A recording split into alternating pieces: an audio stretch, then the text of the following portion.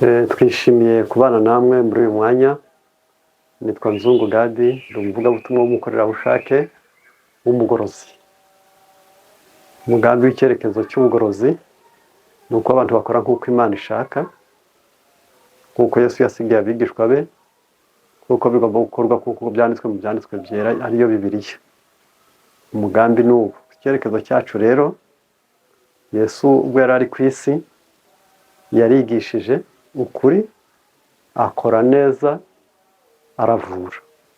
Uvuga ngo ubugira neza bwa Yesu bwari bushingiye ku bintu bitatu: kwari ugukura abantu mu binyoma bakizera ukuri bavuzwe n'Imana. Kabiri, bagomba gukira ibyaha. Gatatu, bagomba gukira indwara. Niwo wari umugambi wa Yesu. Ibyo rero ubisanga muri Zaburi 103 umurongo wa mbere n'uwa gatatu kugeza gatatu. Mutima wanjye himbaza Uwiteka, ibindi bo byose mwe muhimbaza izina rye ryera. Ntukibagirwe ibyiza yakugiriye byose, ni wowe ubabarira ibyo wakiraniwe byose, agakiza n'indwara zawe zose. Ku ngingo rero y'icyari cyazanye Yesu ku isi, muri Matayo 8, wifashishije Bibiliya ugafata n'igitabo cyitwa Umurimo w'Ubuvuzi, kuko urebye Yesu ni umuganga. Umugambi we ni uko abantu bakira, bagakira indwara, bagakira ibyaha, bagakira n'imico mibi, nubwo nabyo bishamikiye ku byaha. Intego ya Yesu niyo. Niyo mpamvu rero akimara kuza, muri icyo gitabo cyitwa Umurimo w'Ubuvuzi, paje ya 17 mu Cyongereza no mu Gifaransa, haranditse ngo Yesu umwami wacu yaje mu isi nk'umugaragu udacogora wo kurangiza amakene y'umwana w'umuntu. Ayo makene se yarangaye. Yishyizeho ubumuga bwacu, yikorera indwara zacu, kugira ngo abe igisubizo cy'umuntu wese.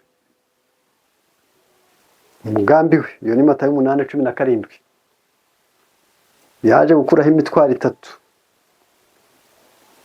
Il est venu ôter le fardeau de la maladie, de la misère et du péché.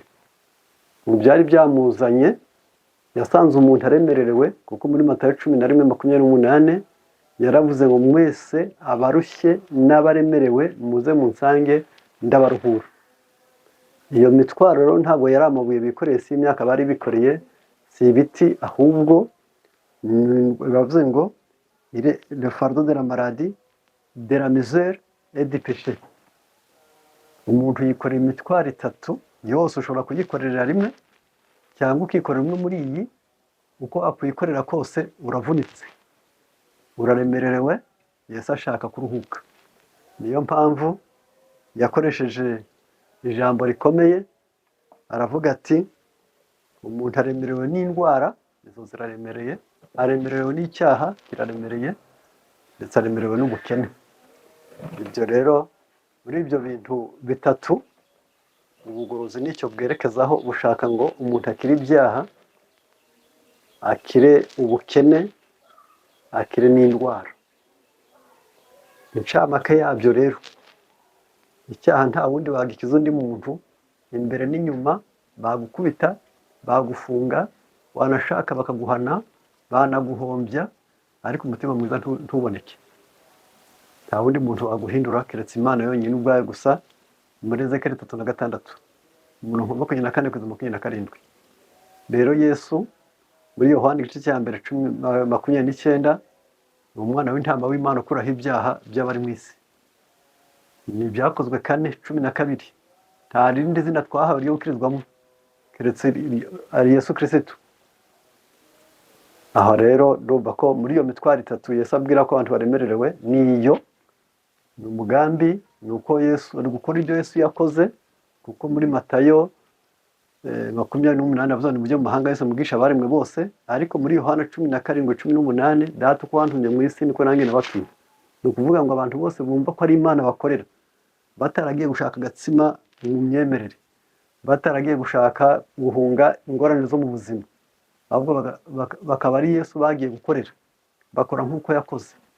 Mu gukora kwe rero, ni ibyo yavuze ngo yishyizeho ubumuga bwacu n'indwara zacu, azi imitwaro twikoreye, ni icyaha, ni indwara ndetse n'ubukene.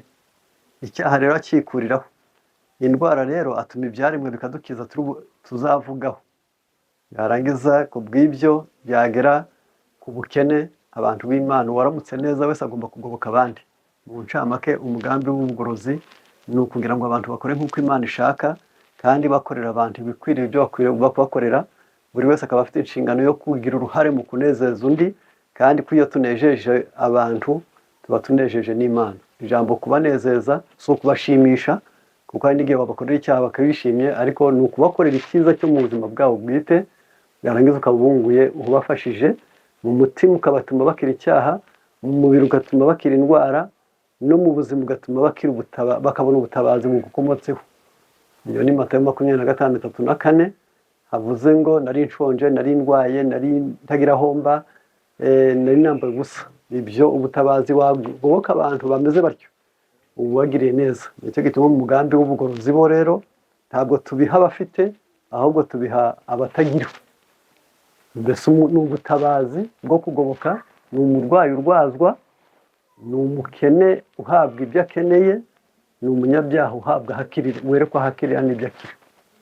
Ndumva umugambi tuzacumbura ikindi gihe, intego yacu niyo.